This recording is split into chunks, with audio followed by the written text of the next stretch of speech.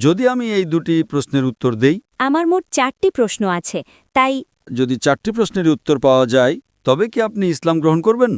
Sorry যদি 100% নিশ্চিত হন তবে কি ইসলাম গ্রহণ করবেন? Inshallah, I will accept Islam.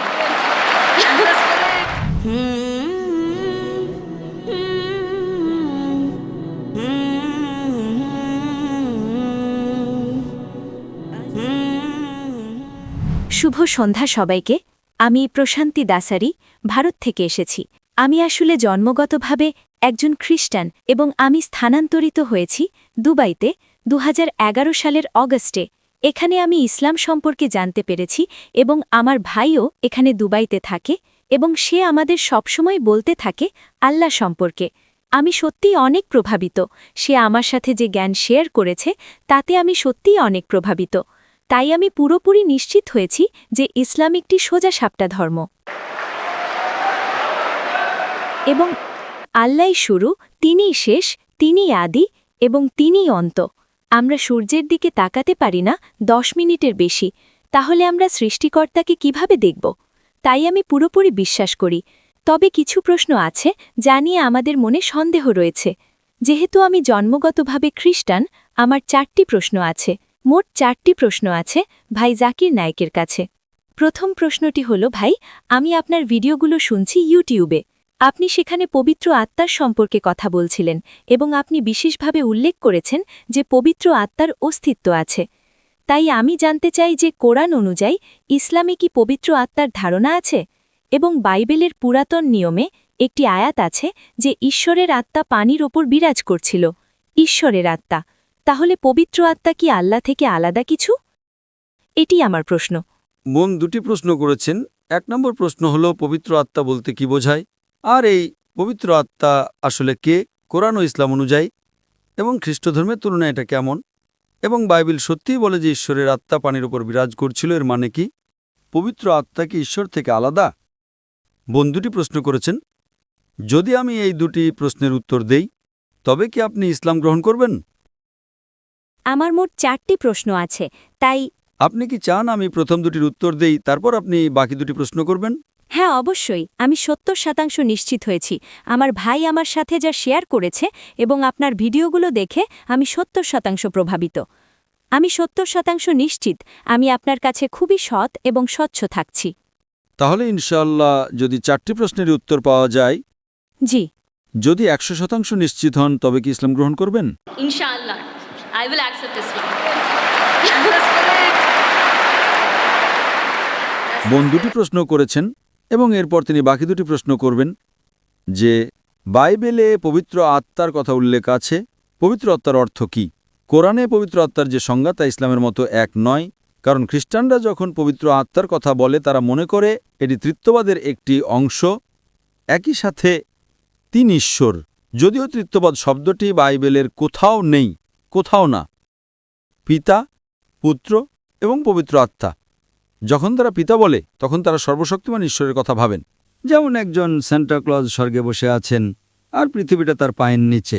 যখন তারা পুত্র নিয়ে কথা বলে তারা যীশুখ্রিস্ট বা ঈসা আলাইহিস সম্পর্কে ভাবে, যেমনটা জেফ্রি হান্টারকে কিং অব কিংস মুভিতে দেখা যায়, নীল চোখ আর সুন্দর নাকের একজন মানুষ।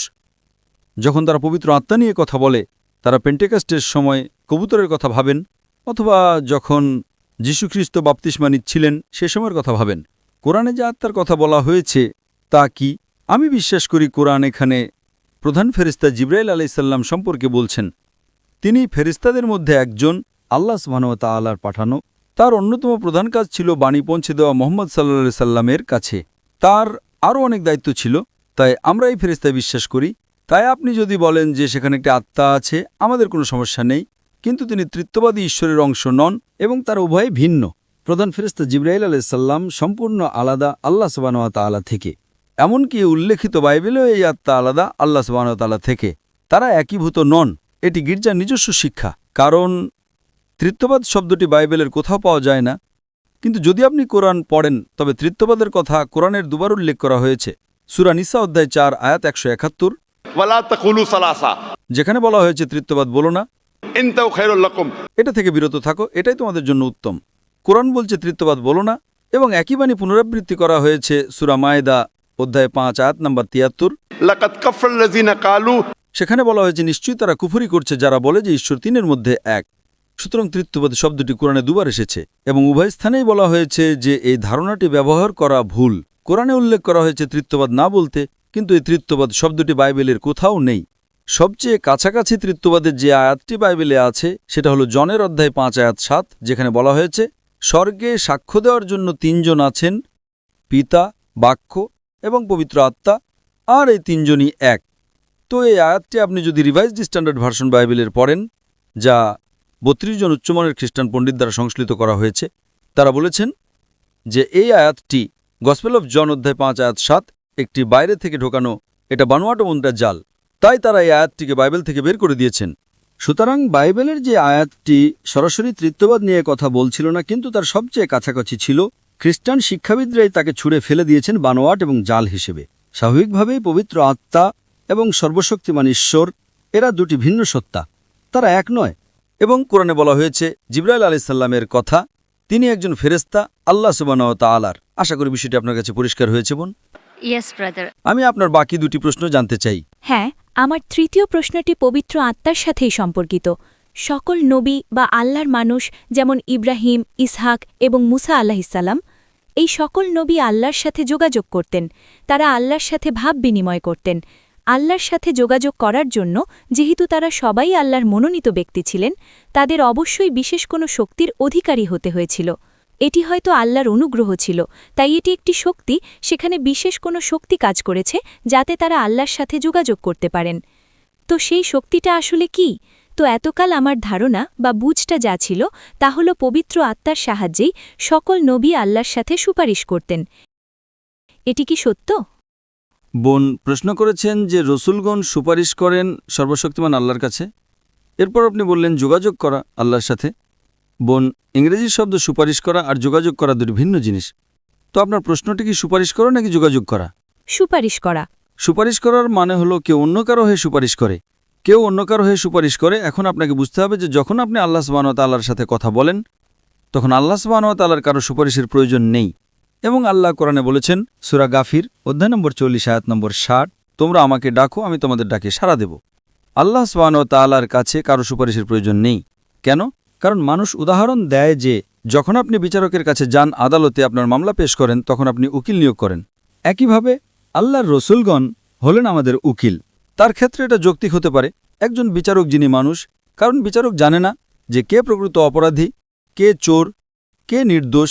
তাই উকিল বিচারককে এটা বুঝতে সাহায্য করেন যে কে অপরাধী, কে চোর আর কে নির্দোষ। কিন্তু আল্লাহ সুবহানাহু ওয়া তাআলা হলেন আলিমুল গায়েব।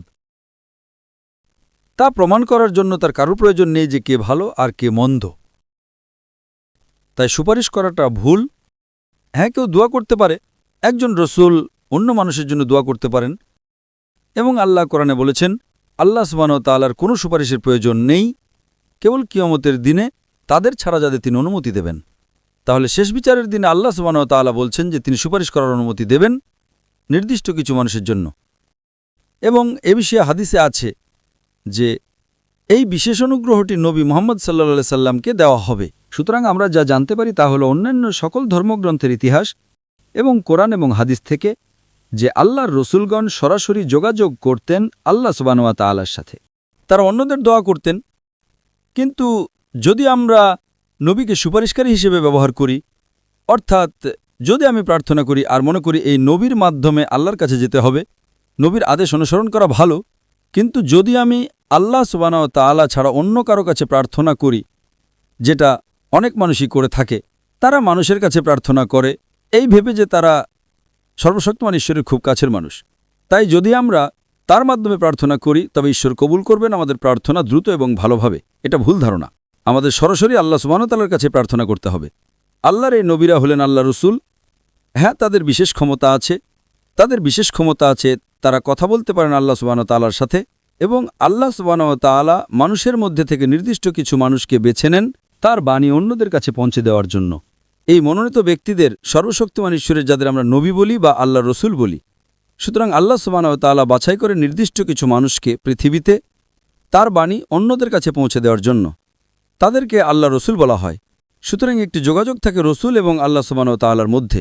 কিন্তু তার মানে এই নয় যে মানুষ এই রসুলদের সুপারিশকারী হিসেবে ব্যবহার করবে, যে যদি তারা এই রসুলদের কাছে প্রার্থনা করে তবে সর্বশক্তিমান ঈশ্বর আমাদের কথা শুনবেন। এটা গির্জার শিক্ষা, যা আপনি যীশুখ্রিস্ট বিশ্বাস করবেন আর আপনার সব পাপ ক্ষমা হয়ে যাবে। এই ধারণা ইসলামে নেই, এমনকি প্রকৃত খ্রিস্টান ধর্মেও নেই। এটা গির্জার নিজস্ব শিক্ষা বোন। আশা করি বিষয়টা আপনার কাছে পরিষ্কার হয়েছে। হ্যাঁ, আমার শেষ প্রশ্নটি হল, বাইবেলের নতুন নিয়মে একটি বই, বুক অফ অ্যাক্টস, সেখানে পল ভাষার অলৌকিক ক্ষমতার সম্পর্কে উল্লেখ করেছেন। নতুন নিয়মে এই অলৌকিক ভাষার সম্পর্কে আপনার বক্তব্য কি? মানে ইসলাম অনুযায়ী কি এটি পুরোপুরি বর্জন করা হয়েছে? এটি কি এখন নেই, নাকি সেই সময় জিহ্বার উপহার অলৌকিক ভাষার অস্তিত্ব ছিল? বোন প্রশ্ন করেছেন যে পল জিহ্বা সম্পর্কে বলেছেন। যদি আমাকে রেফারেন্স দিতে পারেন আমি ভালোভাবে উত্তর দিতে পারব।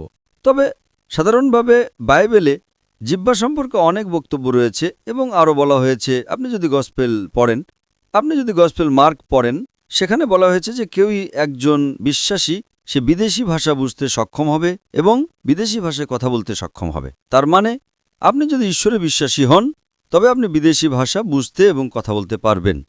যখন আমার বিতর্ক হচ্ছিল ডক্টর উইলিয়াম ক্যাম্পবেলের সাথে, তখন আমি ঠিক এটাই করেছিলাম। আমি তাকে একটি 100 টাকার নোট দিয়েছিলাম এবং ভারতের 100 টাকার নোটে আপনারা হয়তো জানেন যে যেহেতু আমাদের সেখানে 22টি সরকারি ভাষা রয়েছে, আমি ইংরেজিতে পড়লাম 100 রুপিজ, হিন্দিতে বলা আছে 100 রুপিয়া। আমি তাকে বললাম বাকি 20টি ভাষা পড়ে দেখান যদি আপনি বিশ্বাসী হন, এবং তিনি তা পারেননি। অনেক রেফারেন্স আছে কোরআনে ভাষা নিয়ে। আপনি যদি কোরআন পড়েন তবে কোরআন সূরা রুম অধ্যায় 30 আয়াত নম্বর 22 বলছে, আল্লাহ সুবহানাহু ওয়া তাআলা মানুষকে সৃষ্টি করেছেন বিভিন্ন বর্ণ এবং ভাষায়, যাতে তোমরা একে অপরকে চিনতে পারো, যাতে জ্ঞানবান মানুষেরা বিষয়টি বুঝতে পারে। তাছাড়াও কোরআন বলছে যে শেষ বিচারের দিনে আপনার জিহ্বা, আপনার অঙ্গপ্রত্যঙ্গ, আপনার হাত, এগুলো আপনার হয়ে সাক্ষ্য দেবে আপনি কি ঠিক করেছেন আর কি ভুল করেছেন তা নিয়ে। নবী সাল্লাল্লাহু আলাইহি সাল্লামের বিভিন্ন হাদিসে কথা বলা সম্পর্কে আলোচনা করা হয়েছে। সুতরাং কোরআনে জিহ্বা সম্পর্কে অনেক রেফারেন্স আছে, বাইবেলেও অনেক রেফারেন্স রয়েছে জিহ্বা সম্পর্কে এবং কিভাবে একজন বিশ্বাসীকে পরীক্ষা করতে হয়। আশা করি বিষয়টি আপনার কাছে পরিষ্কার হয়েছে বোন। ধন্যবাদ।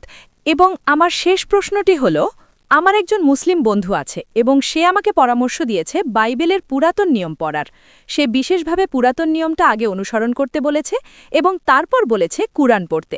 কিন্তু আপনি যেমন বিশেষভাবে উল্লেখ করেছেন যে কুরআন হলো আল্লাহর দেওয়া সর্বশেষ ও চূড়ান্ত প্রত্যাদেশ, তাই একজন মুসলিম হিসেবে আপনি আমাকে কি পরামর্শ দেবেন? কারণ আমার বন্ধু মুসলিম হওয়ার সত্ত্বেও সে বলেছে আগে বাইবেলের পুরাতন নিয়ম অনুসরণ করতে এবং পরে কুরআন পড়তে। বোন প্রশ্ন করেছেন যে তার এক বন্ধু তাকে বলেছেন আগে পুরাতন নিয়ম পড়তে এবং তারপর কোরআন। বোন, এটি কোনো বাধ্যতামূলক বিষয় না। যদি পুরাতন নিয়ম এবং নতুন নিয়মের মতো কিছু থাকে তবে সর্বশেষ নিয়ম হিসেবে কোরআনও আছে। সুতরাং খ্রিস্টানরা যখন পুরাতন ও নতুন নিয়মের কথা বলে, জেনে রাখুন এটি হলো আল্লাহ সুবহানাহু ওয়া তাআলার সর্বশেষ ও চূড়ান্ত নিয়ম। এখন আমি আপনাকে একটা প্রশ্ন করছি। অবশ্যই। উদাহরণস্বরূপ, আপনি মেডিকেল কলেজে গিয়েছেন। আমি নিজে তো মেডিকেল কলেজে ছিলাম। প্রফেসর কিথ মুর কিছু বই লিখেছেন এবং তার বইয়ের প্রথম সংস্করণ, দ্বিতীয় সংস্করণ, তৃতীয় সংস্করণ ছিল।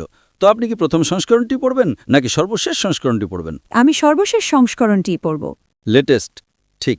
হ্যাঁ, যদি আপনি সত্যি প্রথম সংস্করণটিকে অনেক ভালোবাসেন তবে আমি বলবো এতে কোনো সমস্যা নেই। আগে প্রথম সংস্করণটি পড়ুন এবং তারপর শেষ সংস্করণটি পড়ুন। তো আপনি যদি আসক্ত হয়ে থাকেন পুরাতন নিয়মের এবং সেটা যদি আপনার হৃদয়ের খুব কাছাকাছি হয়, তবে কুরআন বলছে সূরা আল ইমরান অধ্যায় 3 আয়াত 64, তাআলাউ ইলা কালিমাতিন সাওয়াইন বাইনাকুম। সেগুলোতে একমত হও আমাদের এবং তোমাদের মধ্যে যে বিষয়গুলো মিল আছে। তখন আমি বলবো যে আপনি যদি পুরাতন নিয়মের প্রতি এতটা আসক্ত থাকেন তবে কোনো সমস্যা নেই। পুরাতন নিয়মটি পড়ুন এবং তারপর কোরআন পড়ুন। কমপক্ষে যে বিষয়গুলো মিল আছে সেগুলোতে একমত হন। আর যখন আমরা পুরাতন নিয়ম, নতুন নিয়ম এবং কোরআন পড়ি তখন আমরা জানতে পারি যে এই গ্রন্থগুলোর মধ্যে সাধারণ মিলগুলো হলো নিশ্চয়ই ঈশ্বর মাত্র একজন এবং তিনি একমাত্র উপাসনার যোগ্য। তার কোনো প্রতিমূর্তি নেই, তিনি কাউকে জন্ম দেননি। সেখানে আরও বলা হয়েছে যে যিশু আলাইহিস সালাম কোনো ঈশ্বর নন এবং এই উভয় ধর্মগ্রন্থই বলে যে সর্বশেষ ও চূড়ান্ত রাসূল হলেন নবী মুহাম্মদ সাল্লাল্লাহু আলাইহি ওয়াসাল্লাম। বোন, এখন কি আপনি ইসলাম গ্রহণ করতে প্রস্তুত? Of course, yes.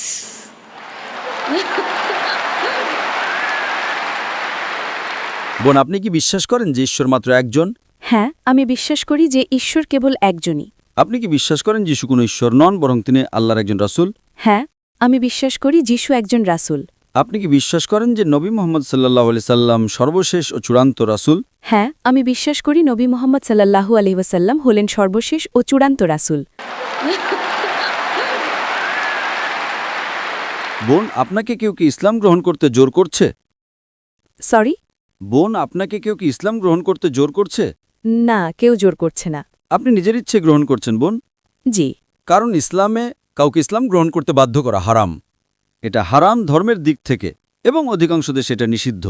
এমনকি দুবাইকেও কাউকে ধর্ম গ্রহণ করতে বাধ্য করা নিষিদ্ধ।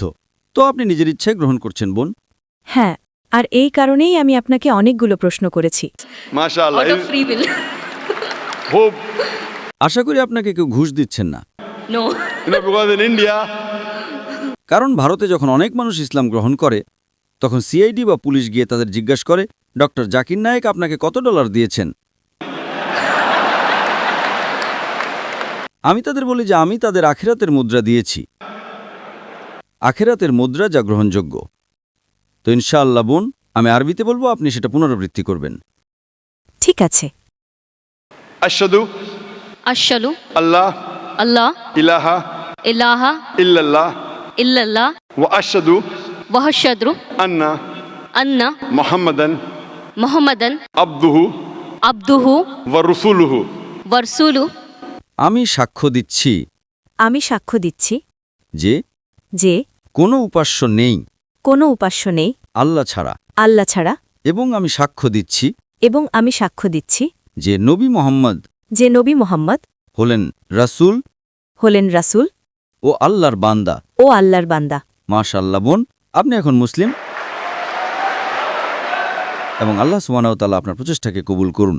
এবং আমি আল্লাহ সুবহানাহু ওয়া তাআলার কাছে দোয়া করি যে তিনি যেন আপনাকে আরও পথ প্রদর্শন করেন, এবং ইনশাআল্লাহ আপনাকে এই দুনিয়াতে ও পরকালেও সর্বোত্তম প্রতিদান দান করেন এবং জান্নাতে স্থান দান করেন ইনশাআল্লাহ বোন।